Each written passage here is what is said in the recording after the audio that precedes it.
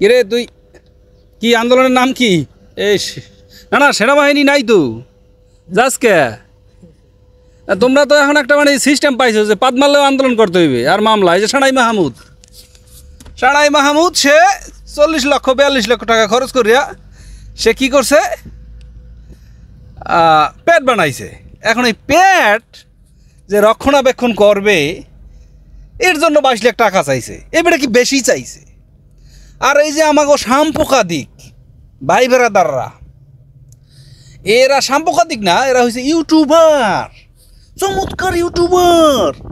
তারা কি হয়েছে, তারা যেটা করে যাই একসের কুত্তার মতো মোবাইল একখান লইয়া আর বোম একখান লইয়া দৌড়ায় সানাই মাহমুদের ওইগুলো আর কি ভিডিও করে। কি হয়েছে প্যাট, ও না প্যাট না সরি, ওগুলো আবার ওলান।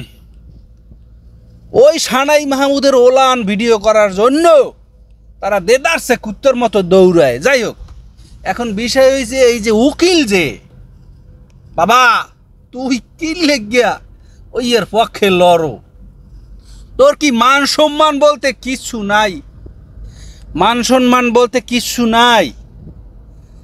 এই ওলান যে রক্ষণাবেক্ষণ করবে সে 22 লক্ষ টাকা চাইছে। আমাকে তো 1 কোটি টাকা দিলেও কোনোভাবেই রাজি হইতাম না।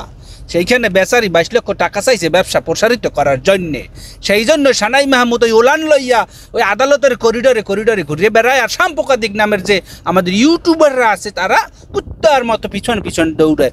দেশটা গেছে ভাইটি, দেশটা এককাল গেছে। মানে পাদ মারলে আন্দোলন, পাদ মারলে মামলা, কেস, হয়রানি, গ্রেপ্তার, হ্যাঁ কি হয়েছে অভিযোগ, সাম্প্রদায়িক এবং সাংবাদিক সম্মেলন এগুলো চলছে। এখন মোটামুটি বলা যায় যে বাংলাদেশে এখন চলিতেছে সার্কাস, দেদারসে সার্কাস চলিতেছে। সো ব্যাপার হয়েছে যাইয়া এখন এই যে বিড়াল মামা সেও বসে পড়ছিল ওখানে একটা আন্দোলনে।